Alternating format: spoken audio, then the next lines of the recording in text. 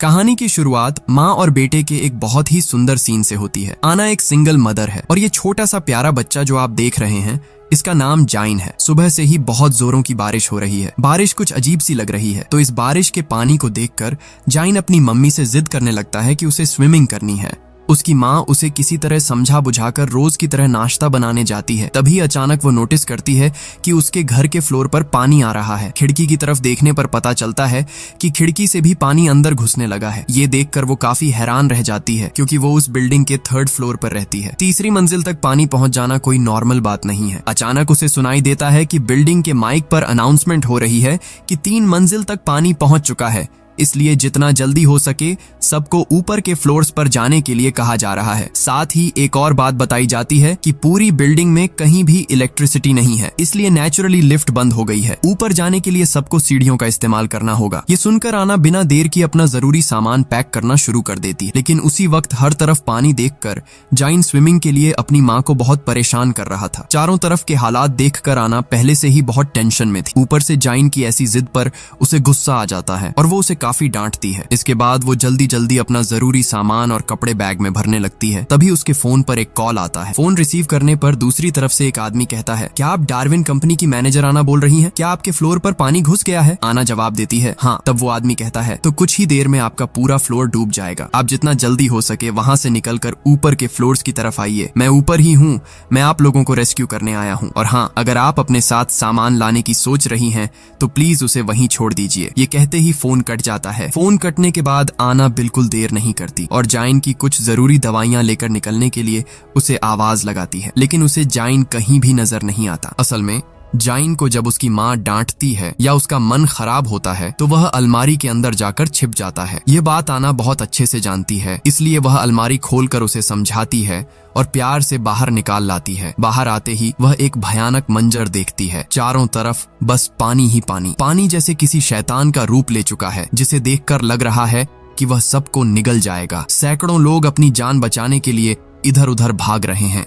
आना हिम्मत नहीं हारती और अपने बेटे को कंधे पर उठाकर सीढ़ियों की तरफ बढ़ती है। सीढ़ियों के पास पहुंचकर वह देखती है कि वहां लोगों की लंबी लाइन लगी है। अगर वह लाइन में खड़ी होकर ऊपर जाने का इंतजार करती तो कुछ ही देर में पानी उन्हें बहा ले जाता, इसलिए अब उसे कोई दूसरा रास्ता ढूंढना था। अचानक उसे याद आता है कि बिल्डिंग में एक और एग्जिट सीढ़ी भी है, इसलिए वह बिना देर किए उस तरफ भागती है। दूसरी तरफ बहुत से लोग पानी की लहरों से लड़ नहीं पा रहे थे और उसमें डूब रहे थे। ऐसे हालात देखकर किसी का भी डर जाना लाजमी है और जाइन तो अभी बस एक बच्चा है, इसलिए उसकी माँ उसे हिम्मत देने के लिए अलग अलग कहानियां सुनाने लगती। यहाँ तक कि उसका माइंड डाइवर्ट करने के लिए वे दोनों मिलकर जाइन का पसंदीदा गाना गाते हुए ऊपर चढ़ते हैं। सच में इसी को माँ का प्यार कहते हैं। खुद अंदर से टूटकर भी बच्चे के लिए चेहरे पर मुस्कान रख सकती है। वे उस सीढ़ी से काफी फ्लोर्स ऊपर आ जाते हैं, लेकिन तभी आना देखती है कि आगे की सीढ़ियों पर बहुत सारा पुराना सामान रखा होने की वजह से रास्ता पूरी तरह ब्लॉक है। उन चीजों को हटाकर ऊपर जाने में बहुत वक्त लगेगा और मेन सीढ़ी से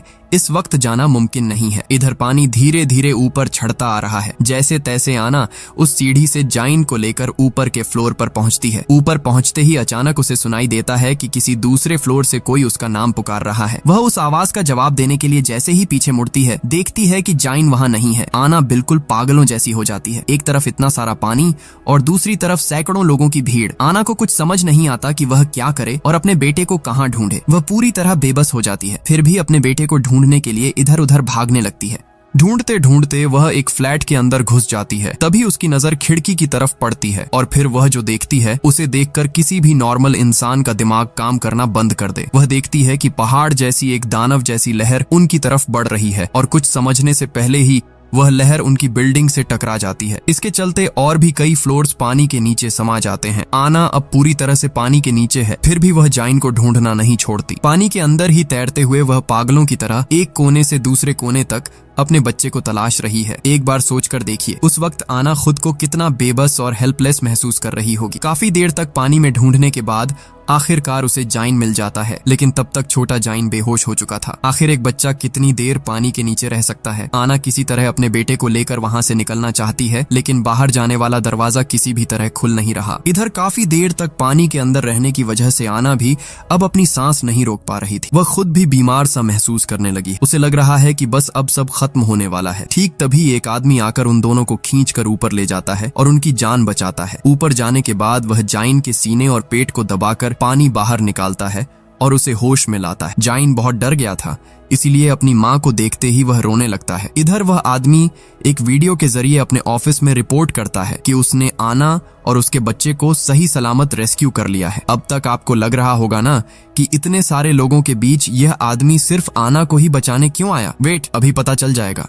जब आना उस आदमी से उसकी पहचान पूछती है तो वह बताता है कि उसे डार्विन कंपनी ने भेजा है। वह उस कंपनी की सिक्योरिटी टीम का हिस्सा है और उसका नाम हीजो है। इसके बाद जब हीजो उन्हें लेकर ऊपर की तरफ जा रहा था तब आना उससे पूछती है, बाहर का पानी इतना नमकीन क्यों है? मुझे तो लगता है कि यह कोई मामूली बारिश नहीं है। तब हीजो उसे बताता है कि बारिश तो नॉर्मल है, लेकिन यहाँ जो बाढ़ आई है वह समंदर का पानी है। असल में अंटार्कटिका में एक उल्का पिंड गिरा है जिसकी वजह से सारी बर्फ पिघल गई है और यह बाढ़ आई है। आना पूछती है, क्या इस बारे में वैज्ञानिकों को कुछ नहीं पता था? हीजो बताता है कि साइंटिस्ट्स को सब कुछ पहले से पता था, लेकिन उनके पास इस सिचुएशन को संभालने का कोई रास्ता नहीं था। इसीलिए वे बेकार में लोगों को बताकर अफरा तफरी या डर का माहौल नहीं बनाना चाहते थे। और हाँ, आज शायद इस दुनिया का आखिरी दिन हो सकता है, सब कुछ पूरी तरह खत्म हो जाएगा। हीजो की बातें सुनकर आना परेशान हो जाती है और पूछती है, अगर दुनिया खत्म ही होने वाली है तो आखिर हम जा कहाँ रहे हैं? हीजो आना से कहता है, आप भले ही खुद को डार्विन कंपनी की एक मामूली मैनेजर समझती हो, लेकिन आप कोई साधारण इंसान नहीं है। आपकी कंपनी में एआई के लिए जो इमोशन इंजन तैयार किया जाता है उसे सिर्फ आप और आपके बॉस ही बना सकते हैं। सुबह से आपके बॉस और उनकी बेटी का कहीं पता नहीं है, शायद वे अब तक पानी में डूब चुके होंगे। इसलिए अब हमारी आखिरी उम्मीद सिर्फ आप हैं। हमने ऑलरेडी लैबोरेटरी में इंसानी शरीर तैयार कर लिए हैं, लेकिन उस बॉडी में इमोशन सिर्फ आप ही डाल सकती हैं। क्योंकि आज दुनिया के सभी लोग मारे जाएंगे, इसलिए दोबारा धरती पर इंसान बसाने के लिए भी हमें आपकी जरूरत है। इसीलिए आपको ले जाने के लिए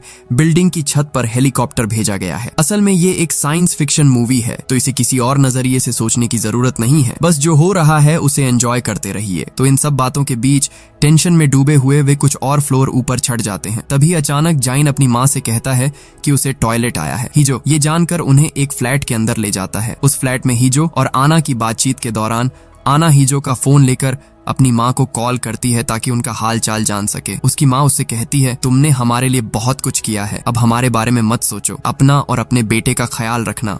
ये बात बोलते ही फोन के दूसरी तरफ से एक जोरदार लहर की आवाज आती है और लाइन कट जाती है। आना को समझते देर नहीं लगती कि उसने अपने मम्मी पापा को हमेशा के लिए खो दिया है। उसे बहुत दुख होता है, लेकिन फिर भी वह खुद को शांत रखने की कोशिश करती है, क्योंकि इस वक्त टूटने से काम नहीं चलेगा। वह पूरी दुनिया के साथ साथ अपने बच्चे को बचाने की जंग लड़ रही है। तभी आना और हीजो नोटिस करते हैं कि फ्लैट की गैस पाइप लीक हो गई है। एक और नए खतरे को भांपते हुए आना जाइन को गोद में लेती है और वे तीनों वहां से निकल पड़ते हैं। लेकिन बाहर इससे भी बड़ी तबाही उनका इंतजार कर रही थी, जिसका उन्हें अंदाजा भी नहीं था। एक तरफ बिल्डिंग के चारों ओर पानी ही पानी और आंखों के सामने डूबते हुए सैकड़ों लोग, दूसरी तरफ वे जिस ओर जाने की कोशिश कर रहे थे वहीं गैस लीकेज की वजह से बड़े बड़े धमाके हो रहे थे। ये नजारा किसी कयामत से कम नहीं था। कोई और रास्ता न देखकर हीजो सीढ़ियों से ऊपर जाने की उम्मीद छोड़ देता है और बालकनी के सहारे ऊपर चढ़ जाता है। ऊपर पहुंचकर हीजो आना से कहता है, आप अपने बेटे को मुझे पकड़ा दीजिए। आना अपने बच्चे की जान बचाने के लिए उसे हीजो की तरफ बढ़ाने की कोशिश करती है, लेकिन डरा हुआ छोटा जाइन अपनी माँ को छोड़कर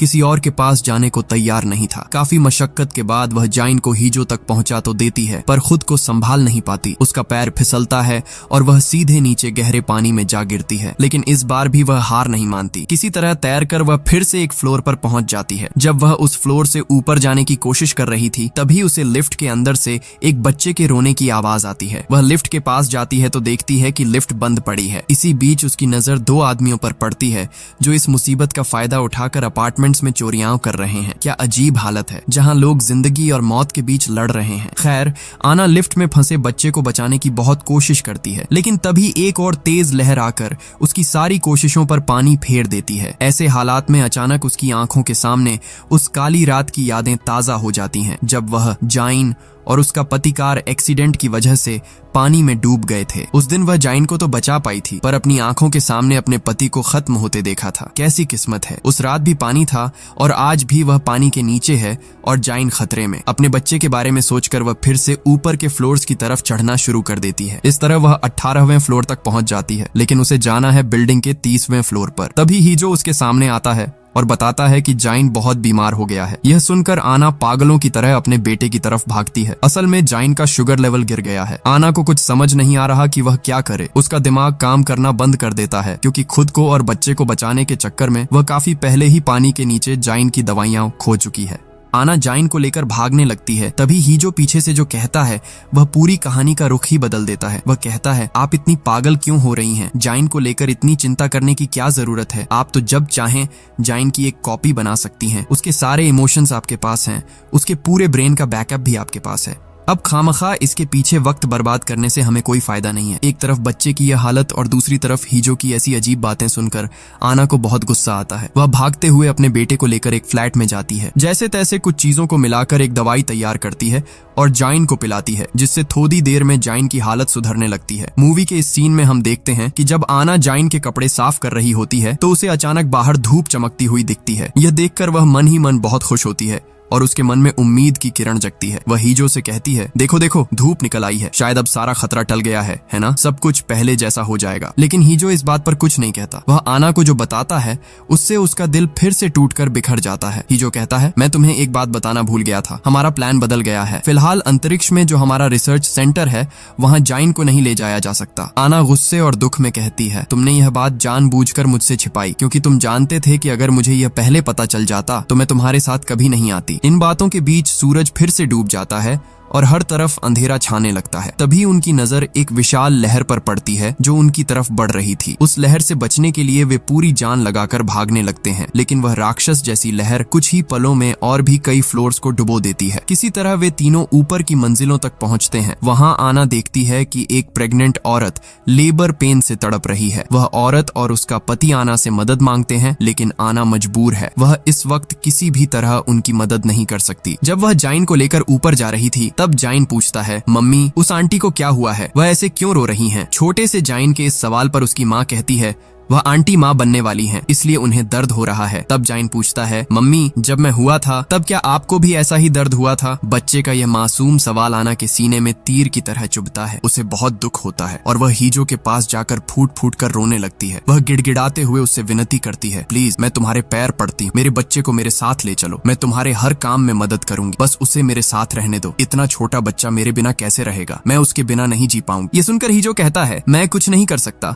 मुझे जो ऑर्डर मिला है मुझे वही करना होगा। यह कहकर वह छत पर चला जाता है जहां वह देखता है कि रेस्क्यू टीम पहले से ही पहुंच चुकी है। वहां जाकर आना को पता चलता है कि उसे जहां ले जाने की बात कही गई थी वह पूरी तरह झूठ था। रेस्क्यू टीम के लोग आना से जाइन को छीन लेते हैं। आना बहुत मिन्नतें करती है, गिड़गिड़ाती है, पर कोई फायदा नहीं होता। इसके बाद अचानक रेस्क्यू टीम के 2 लोग हीजो को गोली मार देते हैं और तब टीम का लीडर एक अजीब सी बात कहता है। वह कहता है कि आना के अलावा यहाँ मौजूद हर इंसान मारा जाएगा। आना अब समझ जाती है कि अब उसके हाथ में कुछ नहीं है, इसीलिए वह आखिरी बार जाइन को गले लगाकर प्यार करती है। अब सवाल ये है कि उन्होंने जाइन को क्यों रोक रखा है और आना को कहाँ ले जाया जा रहा है। कुछ ही देर में आना स्पेस की तरफ अपनी यात्रा शुरू कर देती है। मूवी में दिखाया जाता है कि पूरा शहर पानी में डूब रहा है और ठीक उसी समय किसी ग्रह के टूटे हुए हिस्से आना के रॉकेट की तरफ तेजी से आ रहे हैं। मूवी के इसी सीन में हमारे सामने आता है सबसे बड़ा असली ट्विस्ट। हम देखते हैं कि आना अपने उसी अपार्टमेंट में सोकर उठ रही है। बाहर सिर्फ पानी ही पानी है। मतलब ये वही सीन है जो हमने मूवी के पहले सीन में देखा था। मुझे पता है आपके मन में बहुत सारे सवाल आ गए होंगे। ऐसा लग रहा होगा कि सब कुछ सिर के ऊपर से जा रहा है ना? थोड़ा सब्र रखिए, मैं सब क्लियर कर दूंगा। तो नींद खुलने के बाद आना देखती है कि उसके पूरे घर में पानी घुस गया है। सिक्योरिटी रूम से अनाउंसमेंट हो रही है कि जल्दी ऊपर के फ्लोर्स पर जाए। ठीक तभी आना के फोन पर हीजो का कॉल आता है। हीजो उसे छत पर आने को कहता है क्योंकि उनके लिए हेलीकॉप्टर इंतजार कर रहा है और आज वे जाइन को भी साथ ले जाएंगे। जब वह फोन पर बात कर रही थी तब जाइन बार बार अपनी माँ को कुछ दिखाने की कोशिश कर रहा था। वह कह रहा था कि उसने सपने में कुछ देखा है और जो देखा है उसकी फोटो बनाई है, लेकिन इतनी जल्दबाजी में आना उस पर ध्यान नहीं देती। वह फटाफट बाहर निकलने की तैयारी करती। पिछले बार की तरह आज भी जाइन बाहर निकलने से पहले अलमारी में छिप गया था। उसकी माँ उसे ढूंढ निकालती है और कहती है कि वह अब से अपनी माँ की सारी बात माने और अगर कोई उसे अपने साथ ले जाना चाहे तो वह न जाए। लेकिन तभी जाइन अपनी माँ से एक अजीब सवाल करता है। वह पूछता है, मम्मी काफी दिनों से मेरी उम्र 6 साल ही क्यों है? मेरी उम्र बढ़ क्यों नहीं रही? हर रोज मेरी उम्र 6 साल ही क्यों रहती है? आना को इन बातों का कोई सिर पैर समझ नहीं आता, इसलिए वह बिना देर किए जाइन को कंधे पर उठाकर छत की तरफ ले जाने लगती है। लेकिन पिछली बार जब हीजो ने आना को आवाज दी थी तब उसने जवाब दिया था, पर इस बार वह हीजो हीजो की पुकार पर कोई रिस्पॉन्स नहीं देती। वह हीजो को इग्नोर करके जाइन को लेकर भागने लगती है, लेकिन तभी एक विशाल लहर सबको बहा ले जाती है। लहर की चपेट में आकर बहुत से लोग मारे जाते हैं और कई बह जाते हैं। आना और जाइन पानी में डूब तो जाते हैं, पर किसी तरह फिर से ऊपर आ जाते हैं, लेकिन ऊपर आकर वह जाइन को खो देती है। जाइन को न पाकर आना उसे पागलों की तरह ढूंढने लगती है। उसे लगता है कि शायद जाइन पानी में गिर गया है, इसलिए वह पानी के अंदर उसे तलाशने लगती है। जब आना जाइन को ढूंढ रही थी, तभी एक तैरती हुई कार आकर उसे जोर से टक्कर मारती है। अगले सीन में हम देखते हैं कि हीजो आना को रेस्क्यू कर रहा है, लेकिन यहाँ एक गौर करने वाली बात यह है कि पिछली बार आना की टी शर्ट पर 491 लिखा था और अब वह बदल कर 787 हो गया है। जब आना दोबारा जाइन को ढूंढने जाना चाहती है तो हीजो उसे एक फोटो दिखाकर कहता है कि जाइन ऊपर के फ्लोर पर है। आना को समझ नहीं आ रहा कि जाइन उससे इस तरह भाग क्यों रहा है, जबकि वह तो अपनी माँ के बिना कुछ जानता ही नहीं। इधर हीजो जाइन को ढूंढने से रोकता है तो आना को बहुत गुस्सा आता है। वह हीजो से बंदूक छीन लेती है, लेकिन तभी अपार्टमेंट में गैस लीकेज की वजह से ब्लास्ट हो जाता है। इस धमाके में आना जख्मी हो जाती है, पर इसके तुरंत बाद हम देखते हैं कि हीजो ने आना को फिर से बचा लिया है, लेकिन अब उसकी टी शर्ट पर एक 931 की जगह लिखा हुआ है। आना तब हीजो के हाथ से अपना हाथ छुड़ाकर पानी में कूद जाती है और जाइन को ढूंढने लगती है। ढूंढते ढूंढते वह उसी लिफ्ट के सामने पहुंच जाती है जहां पिछली बार उसने एक लड़की के रोने की आवाज सुनी थी। आना को एहसास होता है कि वह लड़की वहां फंसी हुई है। उसे याद आता है कि यही सेम चीज उसके साथ पहले भी हो चुकी है, पर उस बार वह लड़की को बचा नहीं पाई थी, इसलिए इस बार वह उसे बचाने की और भी ज्यादा कोशिश करती है, लेकिन फिर से नाकाम रहती है और हम देखते हैं कि आना धीरे धीरे पानी के नीचे डूब रही है। अगले सीन में आना फिर से उसी लिफ्ट के सामने उस लड़की को रेस्क्यू करती हुई दिखती है, लेकिन अब उसकी टी शर्ट पर 4007 लिखा है। इस बार बहुत कोशिशों के बाद आना उस लड़की को बचाने में कामयाब हो जाती है। वह लड़की को एक बुजुर्ग कपल के पास पहुंचा देती है, क्योंकि वह उनकी ही पोती है। अब सवाल यह है कि आना को कैसे पता चला कि ये ही उसके ग्रैंड पेरेंट्स हैं। आना उस लड़की से पूछती है, क्या तुमने जाइन को कहीं देखा है? लड़की जवाब देती है, जब मैं लिफ्ट में फंसी थी तब मैंने 2 लोगों को जाइन से बात करते सुना था। आना उसकी बात सुनकर आगे बढ़ती है तो उसे वही 2 लड़के मिलते हैं जो चोरी कर रहे थे। आना ने इन्हें पिछली बार भी देखा था। उन लड़कों के साथ उसकी हाथापाई होती है, तभी हीजो आकर उन लड़कों को पीटना शुरू कर देता है। जब उनसे जाइन के बारे में पूछा जाता है तो वे बताते हैं कि उन्होंने जाइन को देखा जरूर था, पर उसे मारा नहीं। हीजो गुस्से में आकर उन्हें पानी में फेंक देता है। इसके बाद आना जब फिर से जाइन को ढूंढने के लिए आगे बढ़ने लगती है तो हीजो उसे रोककर कहता है कि कुछ ही देर में रेस्क्यू टीम यहाँ आ जाएगी और वे ही जाइन को ढूंढ निकालेंगे। लेकिन आना उससे रिक्वेस्ट करती है कि रेस्क्यू टीम के आने से पहले वे खुद जाइन को ढूंढे। आना के बात करने के अंदाज से हीजो को कुछ शक होता है, क्योंकि आना उससे ऐसे बात कर रही है जैसे उसे बहुत पहले से जानती हो। अगले सीन में दिखाया जाता है कि आना एक दीवार पर पेंट से कुछ ड्रॉ कर रही है, पर इस बार भी नोटिस करने वाली बात यह है कि उसकी टी शर्ट पर 7993 लिखा है। अब आना ऊपर के फ्लोर पर जाती है तो देखती है कि उस प्रेग्नेंट महिला ने बच्चे को जन्म दे दिया है। ये देखकर आना अपना कोट उतारकर उस महिला को दे देती है। वहां से जाते वक्त आना सुनती है कि वह महिला अपने पति से कह रही है कि उसने सपने में देखा था कि पूरा शहर सुनामी में बह गया है, लेकिन वे बच गए हैं। ये सुनकर आना को याद आता है कि सुबह सोकर उठने के बाद जाइन ने भी उससे कहा था कि उसने सपने में कुछ देखा है और उसने उसे अपने टैब पर ड्रॉ करके आना के फोन पर भेज दिया था। आना जैसे ही अपना मोबाइल चेक करती है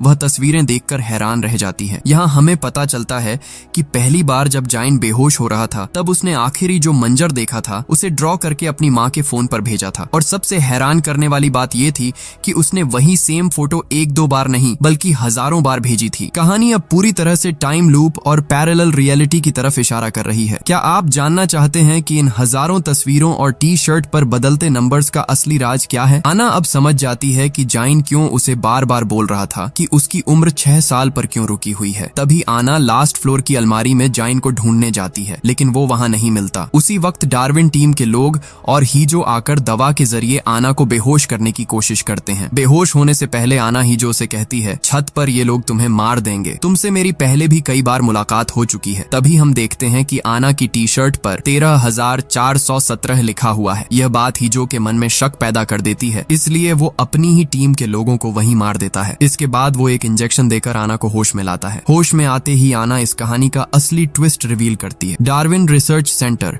काफी समय से सिंथेटिक ह्यूमन बॉडी बनाने के सीक्रेट प्रोजेक्ट पर काम कर रहा था। वे 3D मॉडल के जरिए ऐसी बॉडीज बनाते हैं जो इंसानों की तरह सब कुछ कर सकती हैं, यहाँ तक कि बच्चे को जन्म देना भी। लेकिन प्रॉब्लम ये थी कि उनके अंदर गुस्सा, दुख या प्यार जैसे कोई इमोशंस नहीं थे। इसलिए आना और उसके बॉस ने इमोशन इंजन पर काम शुरू किया था। इसके लिए 2 चीजों की जरूरत थी, एक टेस्ट सब्जेक्ट और दूसरा टेस्ट सैंपल, क्योंकि एक इंसान का दूसरे इंसान के प्रति प्यार और जिम्मेदारी से ही इमोशन पैदा होता है। इसलिए उन्होंने 2 आर्टिफिशियल बॉडीज बनाई। उन दोनों में से एक जाइन है। इसका मतलब है कि जाइन कोई इंसान नहीं बल्कि एक सिंथेटिक ह्यूमन बॉडी है और आना उसकी बायोलॉजिकल माँ नहीं है। इसीलिए उस दिन जब जाइन ने प्रेग्नेंट औरत को देखकर आना से पूछा था कि क्या उसे जन्म देते वक्त आना को भी इतना ही दर्द हुआ था, तब आना उस सवाल का कोई जवाब नहीं दे पाई, क्योंकि उसने सच में जाइन को जन्म नहीं दिया था। शुरुआत में आना जाइन की ज्यादा परवाह नहीं करती थी, यहाँ तक कि अपने पति की मौत के बाद वो जाइन पर टेस्ट पूरा किए बिना ही उसे डार्विन सेंटर वापस करना चाहती थी, क्योंकि जाइन को बचाने के चक्कर में ही उसने अपने पति को हमेशा के लिए खो दिया था। उनका काम बस एक तय समय तक इन टेस्ट्स के जरिए डेटा कलेक्ट करना था और फिर उसे रिसर्च सेंटर भेजना था। उनका प्लान था कि इसी डेटा से वे इमोशन इंजन को प्रमोट करेंगे और बाद में उस AI इमोशन को सिंथेटिक बॉडीज में इस्तेमाल करेंगे। लेकिन पूरा काम खत्म होने से पहले ही उन्हें पता चला कि अंटार्कटिका में एक विशाल एस्टेरॉयड टकराने वाला है। इसकी वजह से पूरी दुनिया में एक महासुनामी आएगी जो मानव जाति का नामो निशान मिटा देगी। समय कम होने की वजह से डार्विन लैब से जाइन का डेटा कलेक्ट करने के लिए लोग भेजे जाते हैं और रिसर्च के लिए आना को भी उनके साथ जाना पड़ता है। लेकिन जाने के वक्त जब उनका स्पेसशिप एस्टेरॉयड के टुकड़े से टकराकर तबाह हो जाता है तो आना बुरी तरह जख्मी हो जाती है। मौत को करीब देखकर आना एक बड़ा फैसला लेती है। चूंकि टेस्ट सैंपल तो मिल चुका था लेकिन टेस्ट सब्जेक्ट नहीं मिला था, इसलिए वो खुद एक माँ के तौर पर इस एक्सपेरिमेंट का टेस्ट सब्जेक्ट बनने के लिए तैयार हो जाती है। इस फैसले के बाद उसकी मेमोरी को AI सिस्टम में ट्रांसफर कर दिया जाता है। फिर जाइन को उसे छिपा दिया जाता है। पूरा सेटअप इस तरह किया जाता है जहां आना का काम होगा हर खतरे और रुकावट को पार करके जाइन को ढूंढ निकालना। जिस दिन वो जाइन को ढूंढ लेगी उसी दिन इमोशन इंजन का काम पूरा होगा और जब तक वो उसे नहीं ढूंढ पाती ये सिस्टम बार बार रिफ्रेश या रीस्टार्ट होता रहेगा। मतलब कहानी हर बार उसी सुनामी वाले दिन से फिर से शुरू होगी। इसीलिए हमने इस मूवी में सुनामी वाले दिन को बार बार रिपीट होते देखा है। और ये कितनी बार रिपीट हो रहा है ये जानने के लिए आना की T-शर्ट का नंबर बार बार बदलता रहता है, क्योंकि वो एक बार भी जाइन को नहीं ढूंढ पाई थी। लेकिन वो जाइन को क्यों नहीं ढूंढ पा रही थी, इसके पीछे एक बहुत बड़ा राज था। खैर, ये सब जानने के बाद ही जो डिसाइड करता है कि वो आना की हेल्प करेगा। लेकिन वे जितनी बार भी कोशिश करते हैं उतनी बार उनका सामना सिक्योरिटी टीम से होता है, क्योंकि पूरा सिस्टम ही इसी तरह डिजाइन किया गया है। हजारों बार की कोशिशों के बाद वे दोनों प्लान बनाते हैं कि सिक्योरिटी टीम से लड़ने के बजाय वे उल्टे रास्ते से छत पर जाएंगे। काफी मशक्कत के बाद आना अकेले 30वीं मंजिल की छत पर पहुंचने में कामयाब हो जाती है। वहां उसे एक पुरानी अलमारी दिखती है और इसी अलमारी के अंदर जाइन अपनी माँ का इंतजार कर रहा था। आना अपनी गलती मानती है और पिछली बार जाइन को छोड़कर जाने के लिए माफी मांगती है, लेकिन जाइन उसे बताता है कि आना ने उसे कभी छोड़ा ही नहीं था। दरअसल हेलीकॉप्टर पर चढ़ते वक्त आना ने उसके कान में कहा था कि वो इस अलमारी में छिपकर उसका इंतजार करे। इसीलिए सिस्टम जितनी बार रीस्टार्ट हुआ जाइन हर बार यहीं आकर छिप जाता था। तभी वहां सिक्योरिटी टीम पहुंच जाती है और दूसरी तरफ से एक बहुत बड़ी लहर उनकी ओर बढ़ती दिखती है। आना जाइन को पानी में कूदने के लिए कहती है और खुद टीम के लोगों से लड़ी-डी-डी-एचने लगती है। काफी देर लड़ी-डी-डी-एचने के बाद वो भी पानी में छलांग लगा देती। हम देखते हैं कि पानी के अंदर एक माँ अपनी पूरी जान लगा रही है ताकि वो अपने बच्चे को बचा सके। सच में माँ का एहसास ही कुछ अलग होता है। फिर चाहे वो सिंथेटिक बॉडी हो या हार्ड मांस का शरीर, जाइन ने अपनी जिंदगी में पहला शब्द माँ ही बोला था। अचानक एक लहर उनसे टकराती है, लेकिन माँ और बेटा मरते नहीं हैं, बल्कि AI इमोशन इंजन कंप्लीट हो जाता है। इसके बाद सुनामी रुक जाती है और यहीं पर ये मूवी खत्म हो जाती है।